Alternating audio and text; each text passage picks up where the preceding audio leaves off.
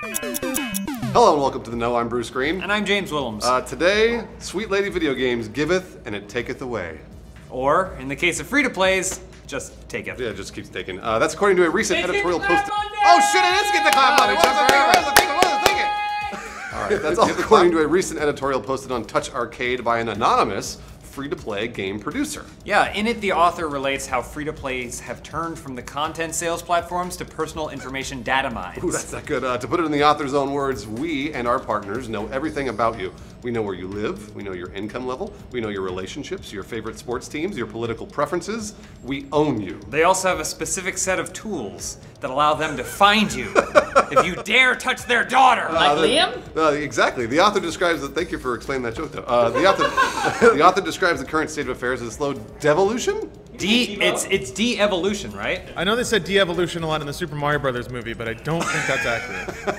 The author describes the current state of affairs as a slow devolution, I guess, I don't know, over the last 6 to 7 years. Yeah, it started with an engineering solution that allowed this producer to tweak a game's difficulty in the wild without pushing app updates. Right. The idea is that the production team would monitor iTunes app reviews and adjust the difficulty up or down, resulting in the highest possible ratings. Lawrence, did all of that work? Yeah, it actually did. It was a great test. It actually worked a little too well. Basically, this producer went to their executives and said, hey, we did this awesome thing. We learned how to adjust a game on the fly. And they were like, awesome. Do it again and do more. Like, bring us more information about the players.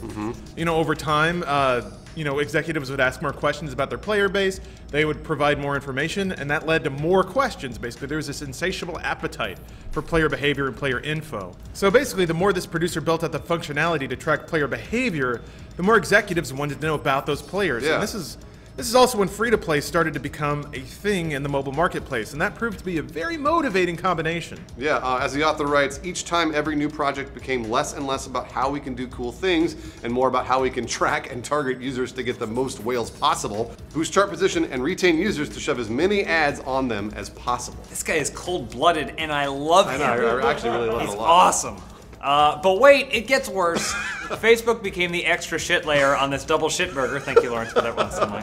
Apparently, Facebook is a damned treasure trove of personal information. Of course it is. And most of it is exposed to app developers that link with your account. Yeah, the developer even described how they would invent fake Facebook profiles to friend their most active and most paying players just to get more information about them. I like friends, even if they're fictional friends made up by the apps that I play. As he or she writes, quote, maybe it's a hot girl who shows too much cleavage. That's us. Too much cleavage? Well, there's no such thing. That doesn't make any sense. We learned as much before friending you, but once you let us in, we have the keys to the kingdom. We will use everything to figure out how to sell to you. This guy is awesome! I mean, he's like a former Navy SEAL of app development. He tells it like it is. But this is just the tip of the iceberg, too. According to this producer, who's a badass, these games typically share all the information they collect with massive ad networks, too. Oh, jeez. Lawrence, how does that work? So basically, every developer that's part of this ad network contributes small bits of a profile about you to this network,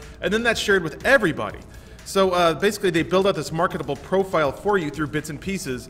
And every time you like something on Facebook or play a free-to-play game, you're helping them build this out because it's being contributed through multiple companies over the span of years. Oh my gosh. Right. No more internet. It's really sad. So if you don't like it, the author has a simple answer for you. Quote, stop playing free games. Buy a game for $5 or $10. Fuck you.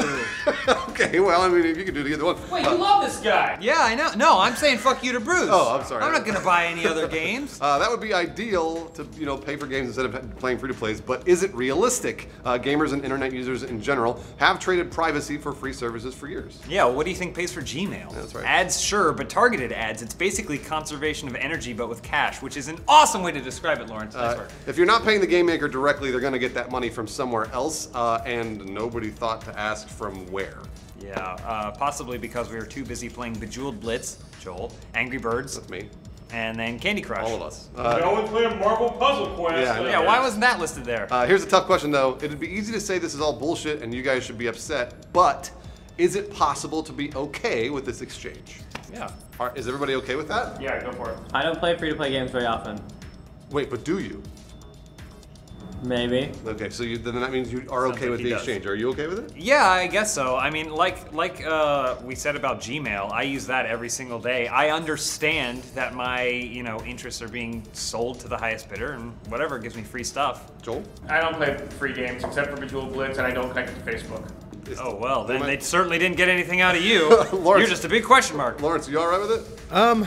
I would be more okay with it if it were more explicit, and I understand to a degree it's, yes, you have to read that long, boring EULA and figure out what they're saying. Yeah. I wish that most free-to-plays would have a paid option, and sure, they have like bundles of shit Yep. that essentially make it a paid game, but it would be nice if it's like, hey, we're gonna mine your data, or you can give us $5 and we'll leave you alone. But it is super explicit. It says, "Can I connect to your Facebook It does. page?" It just lists all the things that it connects. And I can't think of a more explicit way of saying, "I'm looking at you all the time." But I guess Lawrence is saying it'd be nice if you could go into the options and then tick a button that says, I'm just gonna pay $5 and don't steal my info. Right, yeah. Like, I want to play this game, but don't steal my info. I'll give you $5. Yeah, over 1 billion users a month say yes just by logging into and using Facebook. So whether or not you think this practice is evil, good luck convincing people all around the world to pay for something that used to be free. Yeah, the truth is this may be the new status quo, at least until companies find a new way to pry the money out of your wallet. The best you can hope for is just to be aware of how these systems work. It's boring as fuck,